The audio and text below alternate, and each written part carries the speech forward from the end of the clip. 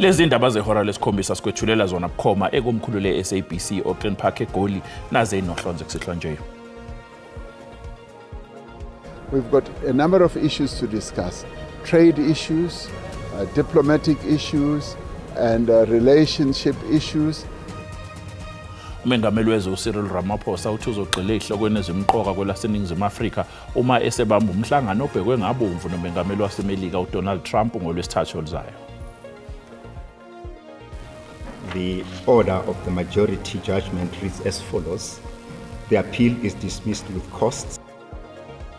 Inkantolo yokwedluliswa kweinqumo zezinye inkantolo eBloemfontein eFree State isichithile isicelo sikaDokotela uNandipha Magudumana nobefuna ukuthi le nkantolo inqumo ukuthi ukuboshwa kwakhe kwelaseTanzania kwakungekho emthethweni. The scope of that investigation has been extended to focus on the entire prosecution team.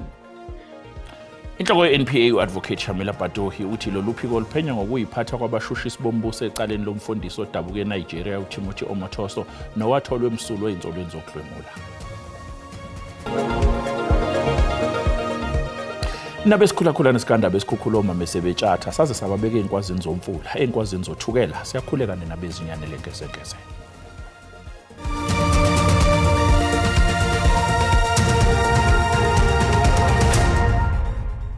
Ihhovisi likaMengameli wezwe lithi lithemba ukuthi uzohamba kahle umhlangano okulindeleka ukuthi ube phakathi kaMengameli uCyril Ramaphosa kanye nozakwabo waseMelika uDonald Trump ngesonto elizayo. UMengameli uRamaphosa kulindeleka ukuthi ahlangane noTrump eWashington DC ngolwesithathu njengoba kuzanywa ukuthi kube nobudlelwano kulamazwe womabili. Cyril Ramaphosa usephinde wazichitha futhi izinsolo zokubulawa kwabalimi abamhlophe kuleli. Lokhu kuza njengoba kulindeleke ukuthi abe nomhlangano nomengameli waseMelika uDonald Trump ngolwesithathu oluzayo ngenjongo yokuphemba ubudlelwane phakathi kwalamazwe womabili. We all know as South Africans, both black and white, that there is no genocide here. We are not genociders. We are not committing any act of hatred, act of retribution against or violence against anyone. We've got a number of issues to discuss. Trade issues, diplomatic issues and relationship issues. So we are not going to be distracted by anything. We will just focus on what is important for our country.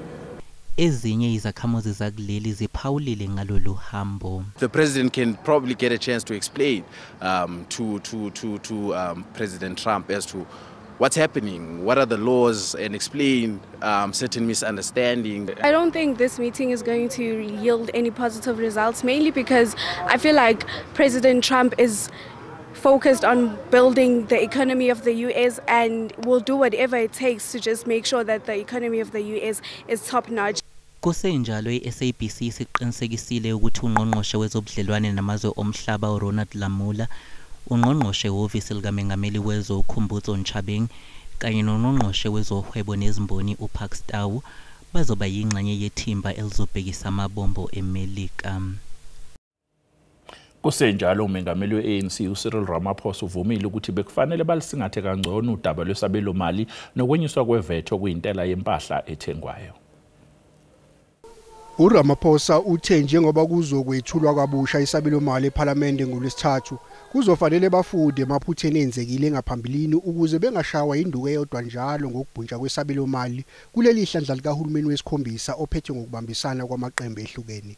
The saga that we've gone through in trying to finalize a budget has represented what I would call a dark cloud that has descended on our country.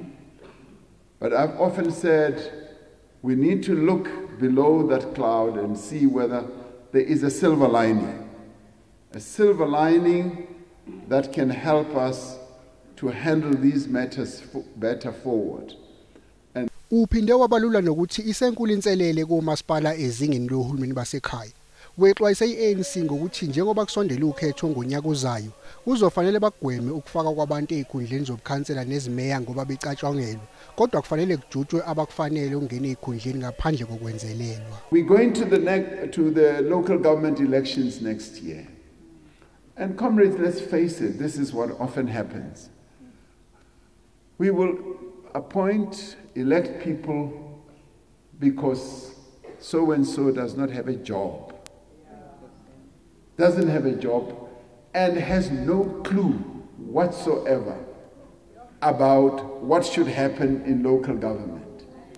And we just take that person, him or her, like you would take me to go and play in the World Cup team. When you know I am going to fail, and we know they are going to fail, but we still put them there. Inkantolo ephakeme yokwedluliswa kweinqumo zezinye inkantolo isichithile isicelo sikaDokotela uNandipha Magudumana njengoba befuna ukuthi le nkantolo inqumo ukuthi kwakungekho emthethweni ukuboshwa kwakhe eTanzania ngo-2023. Imizamo kaMagudumane yokuphikisana nokuboshwa kwakhe ayizange iphumelele nenkantolo ephakeme yase Free State yayichithile lemizamo ngoNhlangulana ngo-2023. The order of the majority judgment reads as follows. The appeal is dismissed with costs, including the cost of 2 counsel were so employed. I-NPA ithi lokhu kuzowulekelela umbuso futhi kuphendla nendlela ebheke ekuthethweni kwecala ngoNtulikazi nokuyilapho bonke abasolwa abayishiyagalolunye okubalwa kubo noBester bezovela enkantolo. It vindicates our long-held view, firmly so, that the deportation of Dr. Magudumana from Tanzania in 2023 was above board. There was no untoward conduct on the part of the team that escorted him. Omele uMagudumana kuleli icala uthi azange sibajabulise isinqumo kodwa futhi angeke sibaqede umoya. We still have faith in our case that we have a meritorious case. Obviously, we have yet to receive the judgment. We'll have to study the full judgment, get to understand how the court arrived at the conclusion that it did. Ukuthethwa kwecala kuhlelelwe ukuba kwenzeke mhla zingama-29 ngoNtulikazi. Kusenjalo inkantolo yomthetho sisekele isinqabelile isicelo sikaThabo Bester sokufuna ukwedlulisa isinqumo senkantolo ephakeme se-Free State neyakhahlela isicelo sakhe sokukhala ngokuphathwa ngendlela efanele ejele nokufuna ukuhlinzekwa ngeinsiza ezifana nama-laptop. Inhloko ye-NPA u-Advocate Shamila Batho uthi kunophenyo oluqhubekayo njengoba kubhekisiswa indlela elasebenza ngayo ithimba elaliyingxenye yecala lokudlungula nokuyicalela libhekene nomfundisi waseNigeria uTimothy Omothoso. Abantu lezotshutshiso lithi lidanile sisigqibo senkundla kwityala lika-Omothoso lithi liphanda abatshutshisi ebebekhokela elityala. The scope of that investigation has been extended to focus on the entire prosecution team. Igunya bantu lezotshutshiso lithi likwafake isicelo senkcukacha ezithile kwijaji ebichophele elityala ujaji Emma Skuman. We also decided that, and in fact appointed, independent senior counsel from the Bishu Bar in order to also provide advice on this issue. We're not asking for reasons. We are saying the factual findings are not glaring. If those are clarified, we will then say, you failed, Honorable Judge, with respect to apply the principles or the law into those facts. Kukho umbuzo wokuba ingaba kulungile ukumgxotha uOmothoso kweli ngexesha kusalindelwe iziphumo zesibheno. Is proceeding with its processes, and we are supporting as appropriate. Omnye umbuzo ingaba igunya bantu lezotshutshiso liza kuxolisa kumaxhoba ngeziphumo zelityala.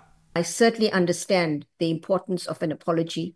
We are conducting various investigations. Upathoyi uthi unqwenela kuba elityala likaOmothoso lingathinteli amanye amaxhoba kuba eze ngaphambili. Kwiindaba ze-SABC Dingubulelani Philip eParlamente.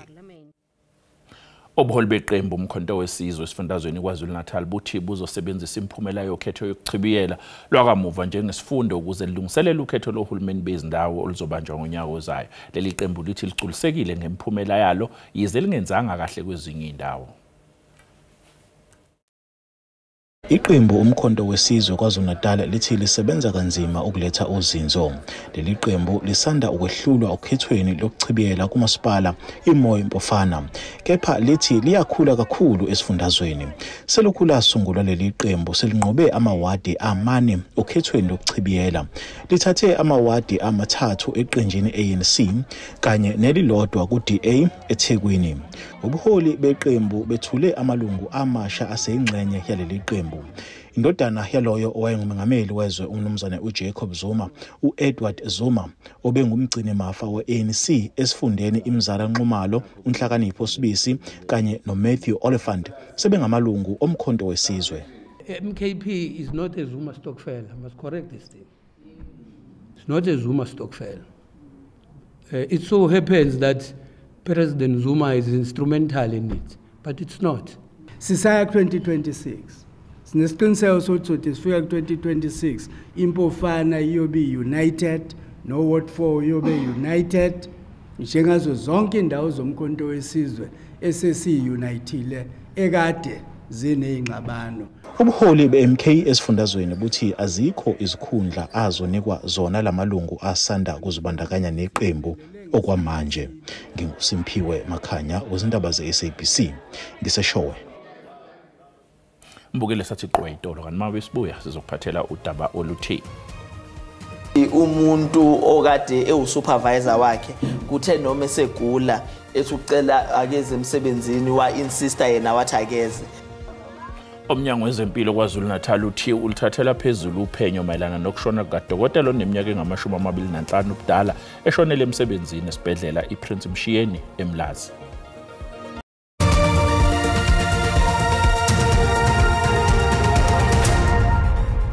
Asekubingela sikwamukela uma bosonto kungena odabeni oluphambili besibike ukuthi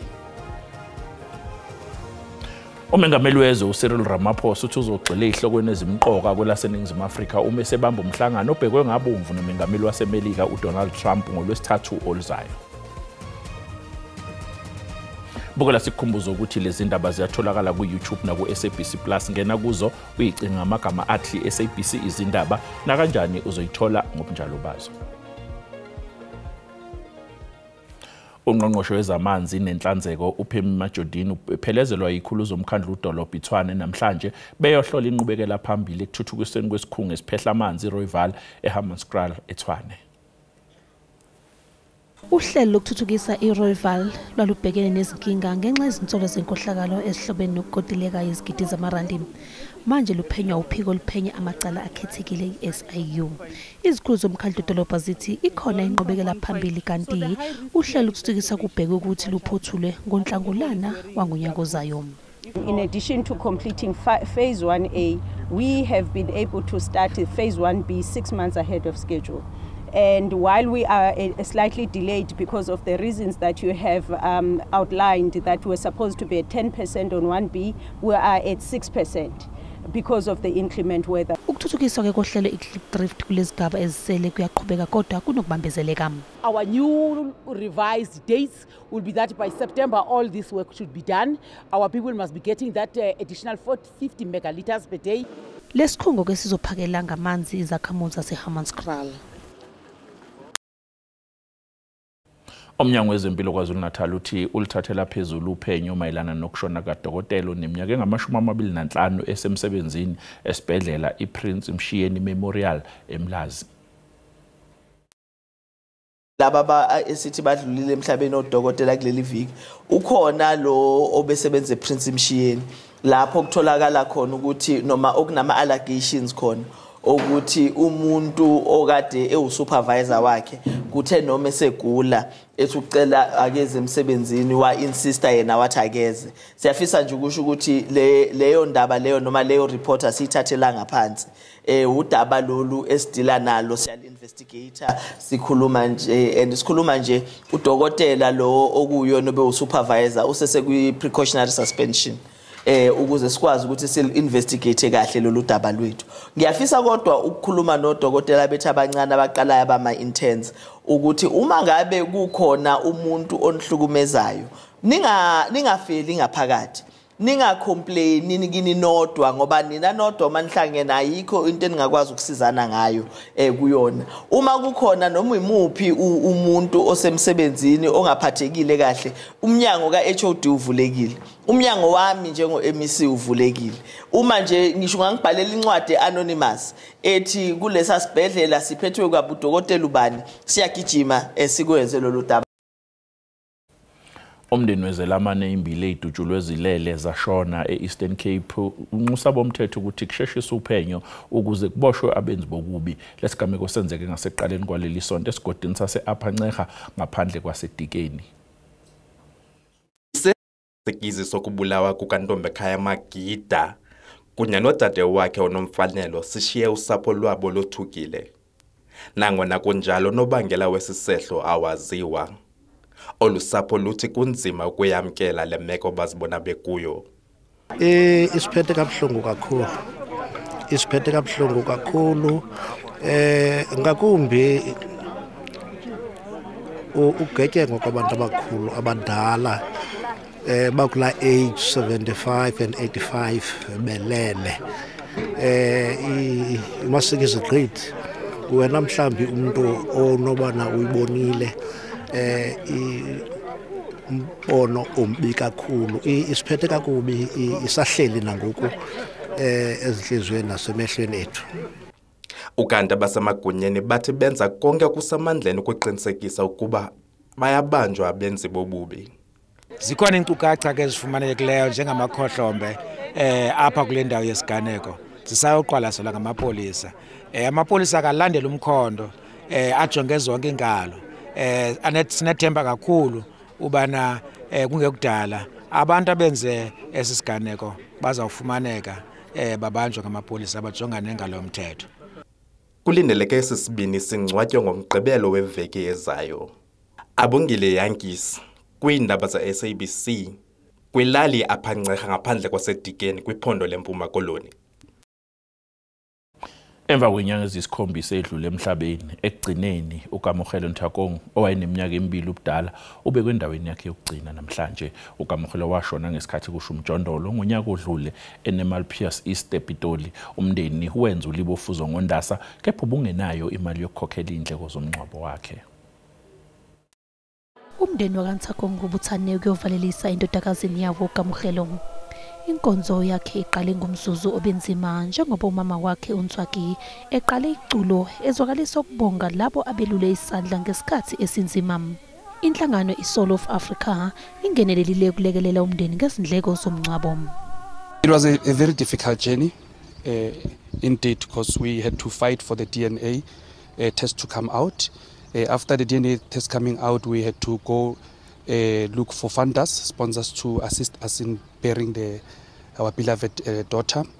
No summer business nabo baposes vivanini. So we thought we give it some thoughts on Norman. Why not? Why can't we just help out with the burial? So meaning we at Rare Funerals, we took all the costs of burying the child. Umndeni uzwakalisa ukukhululeka wakhombisa nenjabulo ngokuthi usuku likaKamokhelo ekugcineni luze lwafika. Uthi ujabule kakhulu ngokuthi ekugcineni umntwana usebekwe endaweni yakhe yokugcina. Uthi babonga inhlangano iSoul of Africa ngokubalekelela. Uchaza uKamokhelo njengengane ebiyinomusa. Emva kwezinyanga ke eziyisithupha uKamokhelo ekugcineni ubekwe endaweni yakhe yokugcina.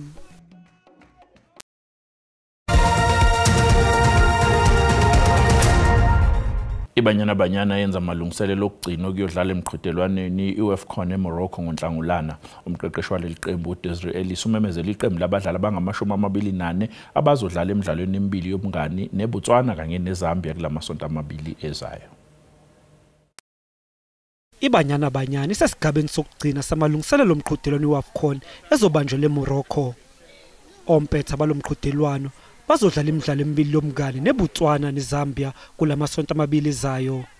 Umqeqeshi waleli qembu uDesiree Ellis uthi uyayithakasela le midlalo yemibili. We know how many days are left before WAFCON starts. We know this is the last window really before WAFCON starts, and we working behind the scenes, making sure that we get everything right, because it's not just about these two friendlies, but it's about what happens after to get us ready as well. So meanwhile, if we have one eye on this window, we also have another sort of eye on what we need to do after, because that's going to be key as well. iBanyana izobe iseqoqweni usi neGhana, iMali kanye Tanzania. Always looking at when they're playing friendlies where we can get matches. It's very difficult. Teams in Africa don't necessarily, film their matches, but sometimes you find highlights, and if that's all you can get. But we're making sure that, whenever they play, we're able to get a match of theirs, whether it was last year, because some of them haven't played for a while, just to make sure that we have as much information as we can. Umqhudelwano weAFCON uzoqala mhla zi-5 kuNhlangulana.